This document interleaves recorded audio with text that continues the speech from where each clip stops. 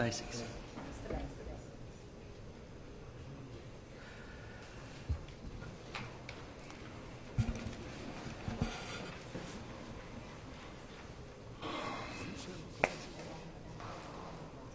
No, I've checked my clock.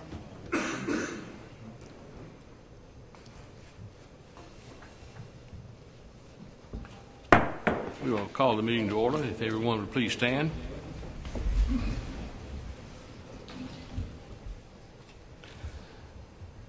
Councilman Smith is going to do the invocation, please. Let us pray. Dear gracious Heavenly Father, thank you for this day. Thank you for your blessings, Lord. Thank you for all that you do for us. Lord, be with us tonight. Help us to make the right decisions, Lord, our service to the town. And we give you the praise and the glory. In Jesus' name we pray. Amen. Amen. Would you join me in the pledge, please? I pledge allegiance to the flag of the United States of America and to the republic for which it stands, one nation, under God, indivisible, with liberty and justice for all. Thank you.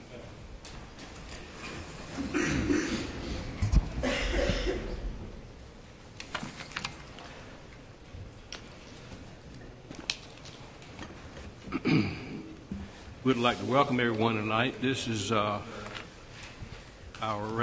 normal public hearing to go over and receive comments from the public on our budget.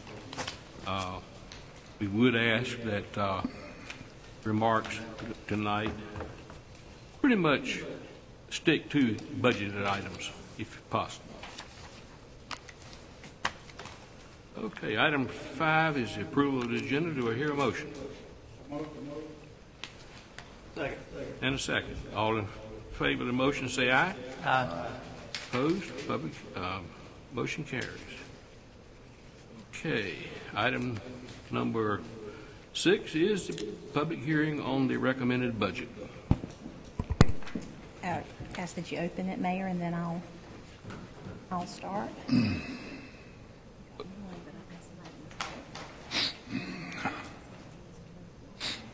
Oh, So okay. if you will open the public hearing. Okay, with that being said, I'll open the public hearing. Anyone that would like to speak, the normal procedure is in favor of or against, so we'll start with in favor of. Mayor and council members, before we have the general public, Greg Needham with Shepherd Memorial Library is here this evening, and if you all would allow, I'd like for him to go first. Sounds good. Okay, great.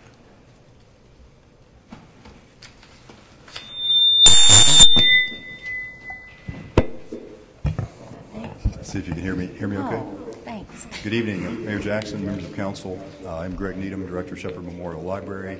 Appreciate very much the opportunity to be with you this evening and present the request for 2012-13 for the Winterville Library. I've got a brief PowerPoint, and I'll just adjust to your technology here for a second.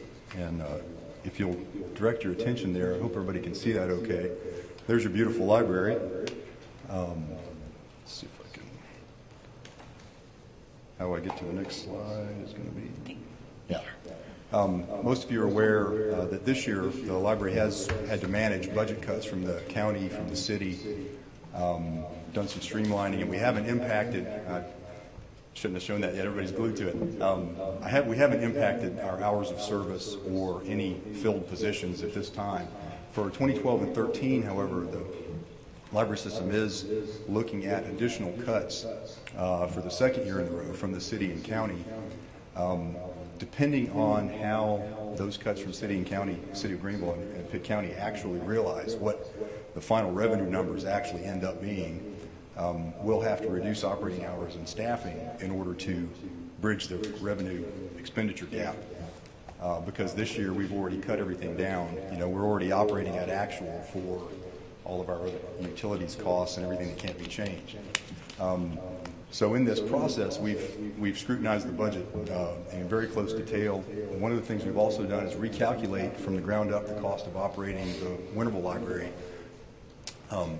You've got that agreement, I believe, from 1990, but basically the agreement is you have your beautiful building, library that you built, you pay the utilities and maintenance and everything, and the library, you pay the library to put staff in there, to put books, computers, to make it a library. So all of the operating costs. When we calculated from the ground up the revenue that we receive from Winterville and a little bit of that the county provides for Winterville Public Library against our costs, there is a funding gap that I'll outline for you. This is this year, 2011, 2012, and the cost rundown is wages and benefits for the staff that we have at the Winterville Library, books, audiovisual materials, that's your books on CD, DVDs, periodicals, magazines, newspapers, the cost of internet service, supplies, equipment maintenance, that includes our software costs, and basically Winterville has about 12% of the cost of the entire library system. Postage, business services, that last item there is administration, library administration, the library director, the business manager, the technical services department that processes all of the books that come to the Winterville Library, the courier that brings the books between the branches, including Winterville, our IT support, so our computer staff come to the Winterville Library, interlibrary loan, that's done by librarians at the main library, some reading, the overall system-wide planning that's a benefit. That totals up to the $176,910 for this year. And revenue coming from Winterville is the $139,437, which met our request, which we really appreciate. And Pitt County's portion that they provided was the $3,803. So that met the request. Why is there a shortfall? Well, that's because last year, after I hadn't been here very long, we were still carrying on from the past years and hadn't had a chance to do the recalculation of the actual costs. And so what has happened over time is that costs have increased more significantly than the asks from the library system. So when the library came to you and asked for funding to cover the operating costs, it might have been a 3% increase, but the actual costs might have gone up 5%. And that bottom line on the expenditures, administration, technical services, and courier, those costs all the way across were never included. So those are system costs that are a real benefit that you have to run the library, but they weren't included in what was being charged. This is 2012, 2013, and the only difference in the expenditures is that top line, that 110,088, that includes a 2.5% market increase or cost of living adjustment. The other items, line items, there are all the same. So the total 179,595 comes to a little bit more, but the staff need the raise. The revenue that it would take to bridge the gap, I've got outlined in red there, would be $36,355 more as we asked to cover all of the actual costs. So in order to bridge that gap, we'll either have to have increased revenue or decreased part-time and full-time staffing. Again, we're already operating with actuals for everything that can be trimmed down. You know, we've only got not quite $20,000 in the book budget. We can't lop that off or cut it in half. You won't have library service that people want if you do that. So it's to the point, just like in the whole library system, where if we have to cut, it's going to be into full-time positions, which are the most expensive. You've got associated benefits, and those people are working 40 hours a week. So that's where all of the real cost, if we're going to have to come up with that kind of savings, that's where those costs are. So a combination of increased revenue and or decreased part-time and full-time staffing. We'd rather have it just be revenue and not impact our people at all. It's a busy library, and we've got terrific staff. So really do appreciate your consideration as we work to try to find the best solution for this. I want to point out a couple of other things. One is we're making tremendous improvements to the Winterville Library, include some of these things that I've listed.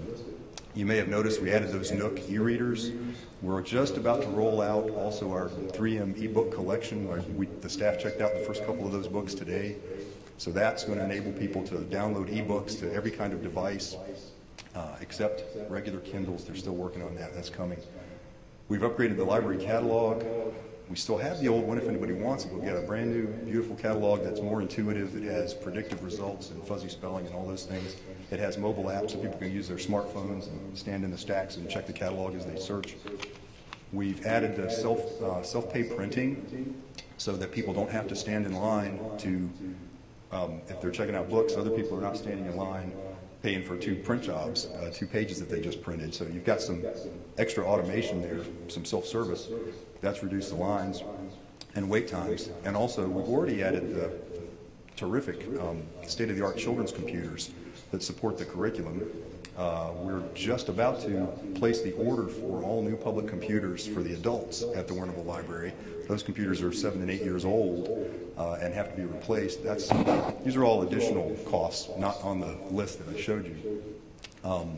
And the computer chairs, which are all having the seat bent back off of them and everything, and have just had it. We're about to replace those as well. So there are some really significant improvements that we're making at the library as well that we're really proud of. So the library's come a long way. There's the 1991 ribbon cutting at the library. Some of you may recognize people in the photo and what the library was, which was wonderful and important, but it's come to this, which is even better still.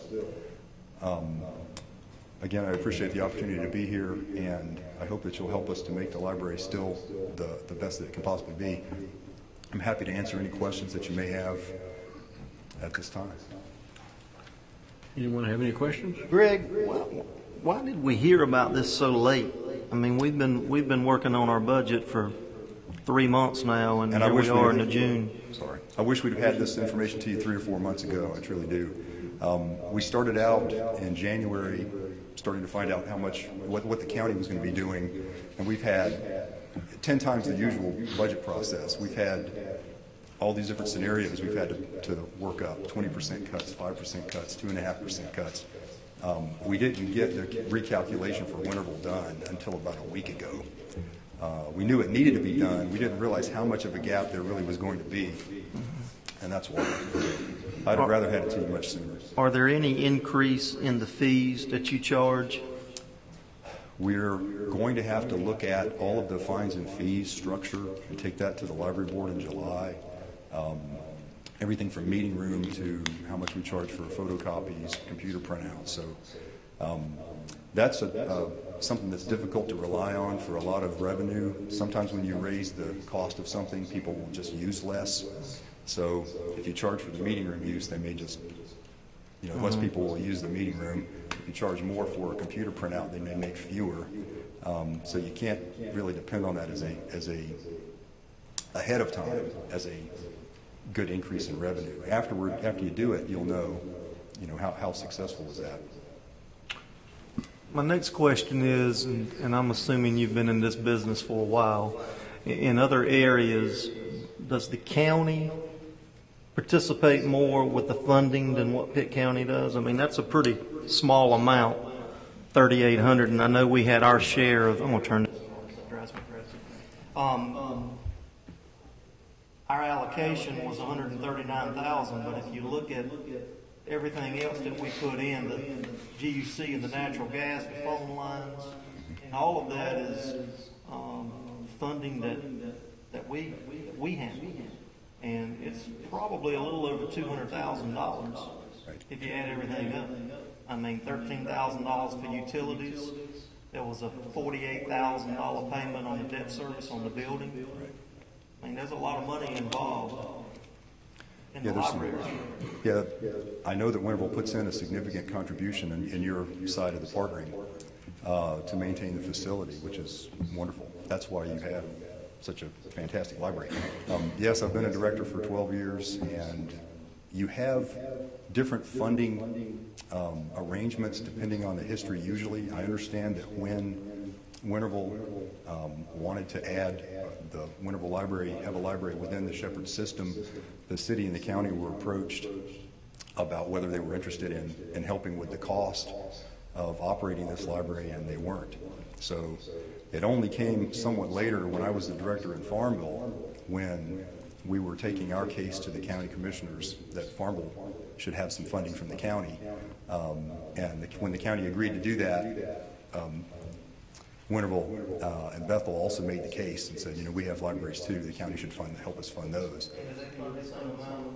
I believe they started, it was $4,000 for Winterville, $4,000 for Farmville, and $2,000 for Bethel. It's a much smaller library operation, and it's shrunken a little bit because of these cuts. So I think it's $3,800 and change. for Winterville for next year. So it's, to answer the question, the county makes a significant contribution to the library operation countywide, but their decision was when Winterville was added in that they didn't want to increase that funding or take on another branch and fund it in the same kind of way. Now, the county, when the first Shepherd Memorial Library building started in 1930, and over the next couple of decades, the county and the city shared the funding about 50-50. And then when the city wanted to add in the Carver Library and the East Branch Library, the county said, well, we didn't agree for you to add those, so we're not going to help you fund them. So the ratio of funding changed. The county kept providing about the same amount of funding, and the city shouldered the extra cost for Carver and East. Then when Winterville and Bethel came along, again, the county said we weren't interested in funding more. So that's why the little bit that came was with our efforts later. And we have one full-time person in Janet, is that correct? We have one full-time staff member that's at the Winterville Library all the time. How many part-timers? Okay. I actually have that. Hold on one second. You also, I was going to say, you also have a manager, a full-time librarian that manages the East Branch, Winterville, and Bethel, and is shared between those. So that was a savings that we worked out this past year and a half, because you did have a branch manager in addition to the full-time position that Janet has. You had a branch manager stationed there, so the actual cost of operating the Winterville Library was more. So we've saved about $15,000 a year by spreading the branch manager between 3 libraries instead of having an individual one. When I was director in Wilson County, we had one branch manager managing our 5 branches.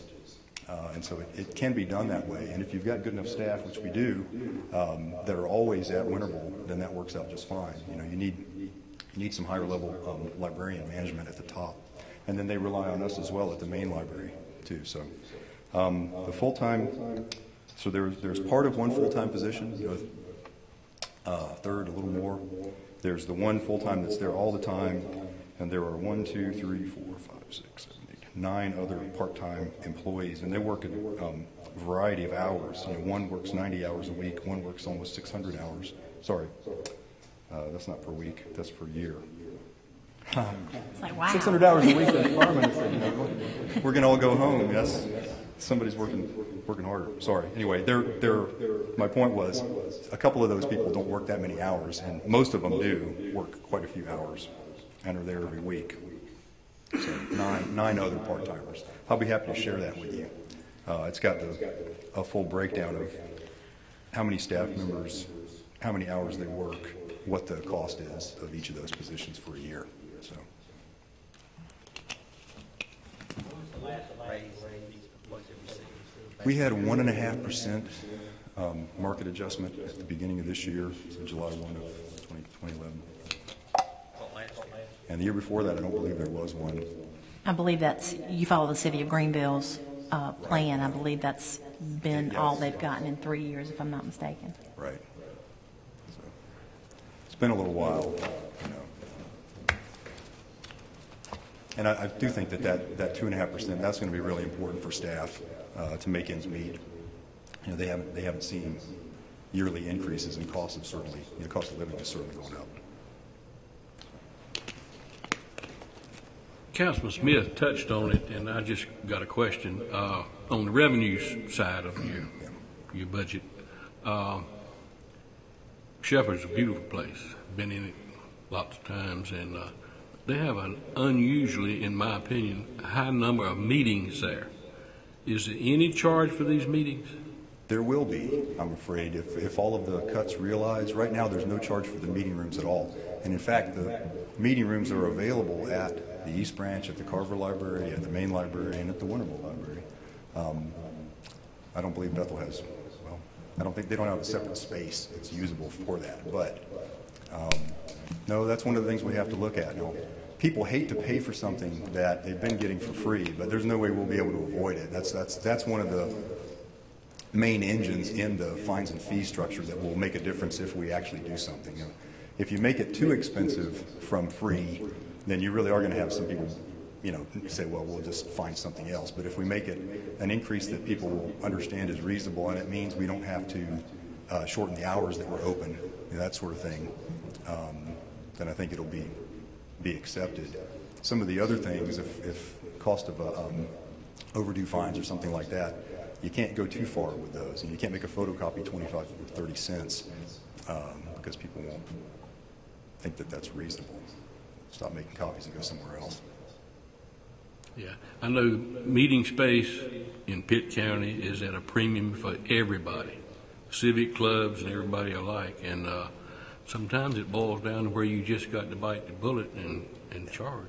We did a projection of what we might bring in revenue if we began to charge something like what libraries across the state do, where they charge for meeting room space, and not the highest that they charge, but more low to mid.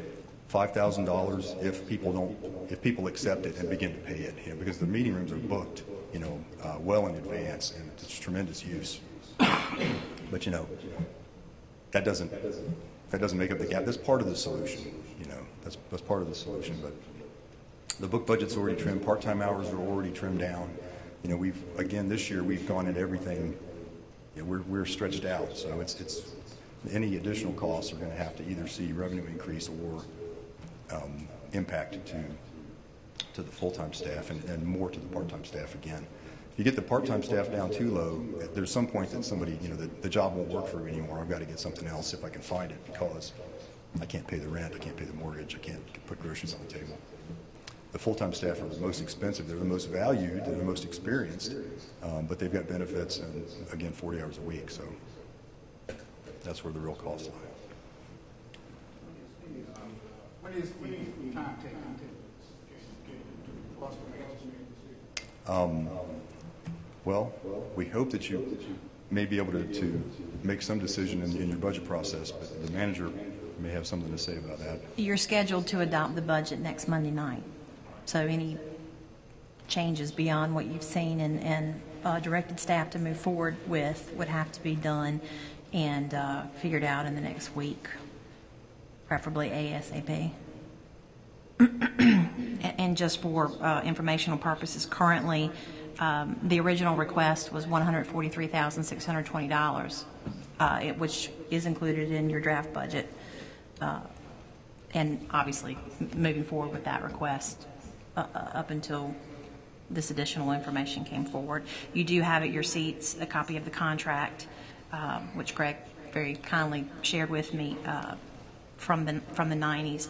You also have Greg's breakdown with notations as to what else the town of Winterville pays towards debt service, utilities, things of that nature, just so you have a working total.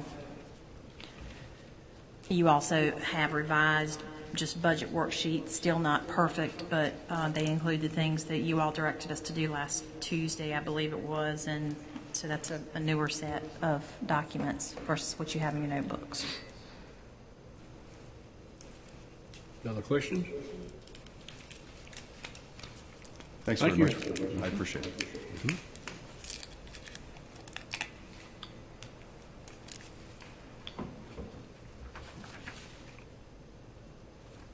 Is this the next one? Yes, sir. Okay.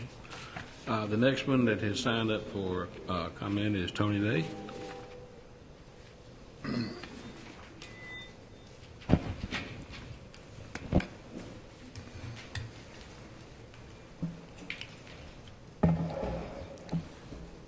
Mr. Mayor and members of the board, I appreciate the opportunity to come up and speak with you tonight.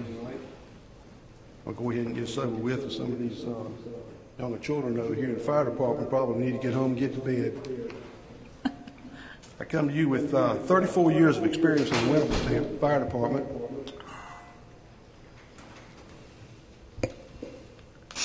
Fighting for budgets and fighting for money and worrying about things and buying equipment and looking after business for the town of Winterville in the area.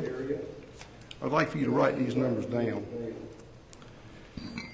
2009-2010 budget, it was $189,064 budgeted for operations in that fire department, and that was 29 square miles of the whole area. The 3 for the town, 26 out of town. in the 2012-2013 budget, if you subtract off the major purchases in it and get right down to just operations, it's $345,221.29 in 2 years. 2 years has increased this much. Now, this amount does not include $108,236 for the equipment truck payment and interest on it, or the $41,500 for contributions to capital improvement, the Cascade system pump and the some SCBAs and stuff like that. It's just keeping the department working. Average, everyday does stuff. Also does not include the request for $133,174 for radios to go in the new county system. When we were at the budget meetings here recently, it was stated that they wanted 23 radios, and now it's 4 mobiles and 24 handheld units to be paid for this $133,000 all at one whack. The town can use under the partnering deal they have with the county, they can buy the Motorola special price for 3 years. You don't have to spend $133,000 all at one time, and I really honestly fully believe after years of experience that every fireman in the department does not need to have the capability of speaking to the police department or Pitt County. There are a lot of departments around eastern North Carolina, not particularly in Pitt County, but a lot of counties around that have 1 or 2 handhelds in the whole department, and they still function and provide fire protection for their areas without spending that kind of money all at one time. Councilman Moore has suggested we overhaul the kitchen at the fire stations for fundraising dinners, so fundraising dinners can be held. I don't know if you guys have heard about that or not. I want you to think about this. Out of all this money that's been requested and all these things have been demanded and all this equipment you're getting, how much of this do you think that these people would be asking for if they had to go out and sell barbecue plates and barbecue chicken to raise the money to buy all of this stuff, as opposed to just sticking it out here and having the town of Winter will hand them a bushel basket full of money to go buy what they want to get. If they had to work for it themselves, the budget request would be a lot more restrained, an awful lot more restrained. You know that, and so do we all. There's a lot of stuff that goes on this budget that's frivolous to some of us who have been in the fire service for a long time.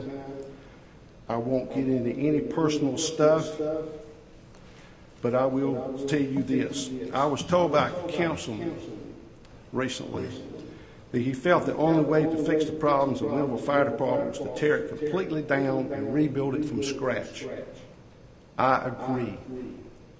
47 years in the business world has taught me one thing: do not gripe about something without offering an alternative that would fix the problem. I suggest Winterville investigate contracting fire protection for the town with another entity.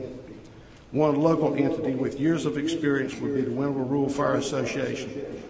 They would probably keep the operations expense at $250,000 or less for the town and not ask for money to buy overly expensive hardware like the equipment truck, which costs over $500,000 not fully equipped. A prime example of waste of taxpayer money the current fire department has obtained. Now, you might think this will go away like so many other things that come up at these meetings, but I assure you that this is not true. This is going to be a political issue in the next election. You were elected to represent the taxpayers of Winterville. Now you'll have to stand up and be responsible for the actions you have taken as a whole and individually. Now, I see that Chief Moore over here has loaded the audience with his backers and his supporters over here. I guess he must be afraid we're going to take his job away from him. So he brings in his guns to shoot. I'd like you to ask all you guys in the fire department here, how many of you live in the town and pay taxes? That's not necessary. I can't do that? That's not necessary. Well, it's been done in here before. Well, it's not going to be done tonight. Okay, fine. I'll take that back. I'll do that. those of you who live in the town of Winterville pay taxes here too, as negated by our town council. And you need to stop and think about where the money's going and how it's being spent and what you're getting for it. And the question is, what has improved in the fire department in the last couple of years? Is the fire protection any better? Is the response any better? Is the people who go and do the work any better? And the answer is not really. Not in many people's eyes that have been in the business a long time. So the town council needs to reel in this stuff and hold back on this money and get it down to something reasonable. And I will have to tell you, and I'll have to back it up and say that $189,000 2 years ago was considered to be an awful lot of money. But that's a huge increase in 2 years, just for operations, not for equipment, not for trucks, not for anything like that. That's a huge increase. So you think about that. Thank you. That's all I have to say. Thank you.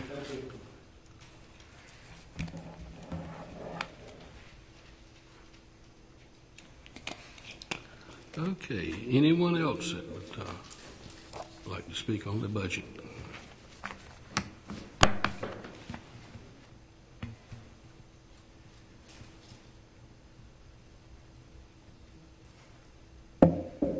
I hadn't planned on speaking tonight, but Would you give your name and so forth? I'm Michael Rouse, Jerry Rouse, is what I go by.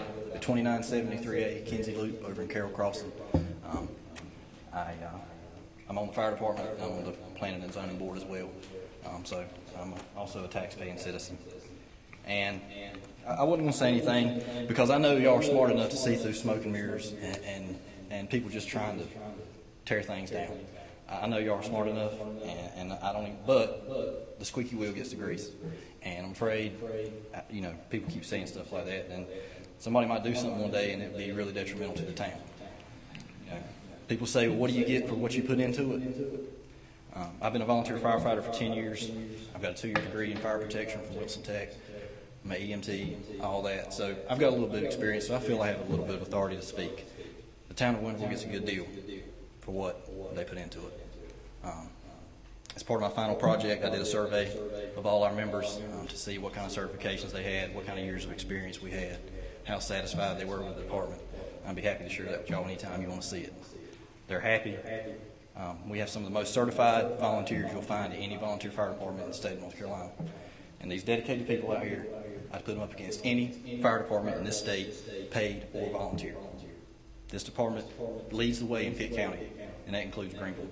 And that's not, I'm not exaggerating, that's the truth. I've only been on the department for 10 years. I came in after the split, and, you know, the town gets a good deal. I don't mind paying the taxes I pay to get the service that my colleagues provide. When I'm out of town, I have no worries. I know if something happens, if my house catches on fire, if my wife needs to be cut out of her car on Winterville Parkway, it's going to get done.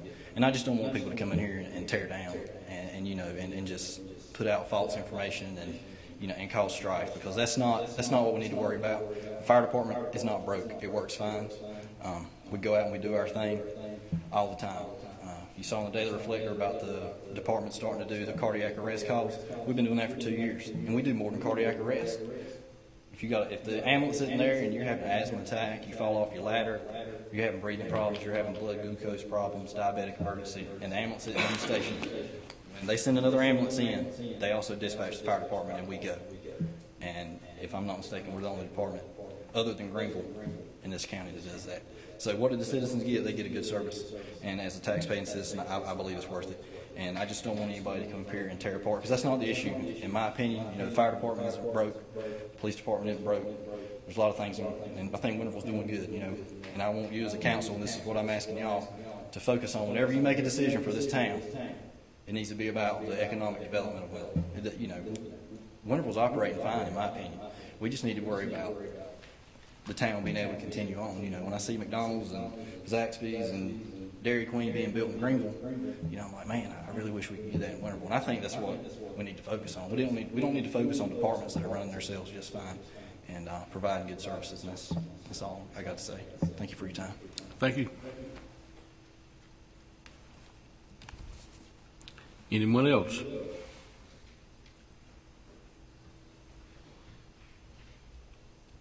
With not hearing anything, I will close the public hearing.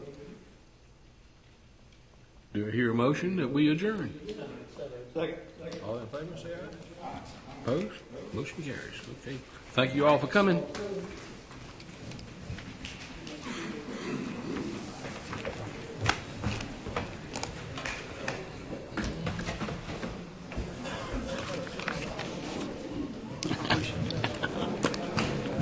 Look, I've been